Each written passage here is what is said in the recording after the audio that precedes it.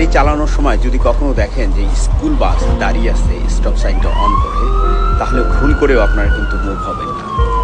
কারণ হয়তো পাশে পুলিশের গাড়ি থাকতে পারে বা আন্ডার কভার পুলিশও থাকতে পারে, সাথে সাথে কিন্তু আপনাকে অ্যারেস্ট করবে এবং সেখানে তো বিগ টিকিট তো আছেই।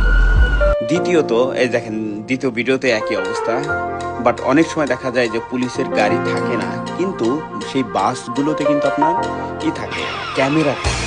তো পুলিশ ধরলে তো অনেক বড় ধরনের ফাইন প্লাস পয়েন্ট অনেক কিছু, বাট হয়তো বাসের যে ক্যামেরা ওর থেকে টাকা জরিমানা হয়। So guys be careful.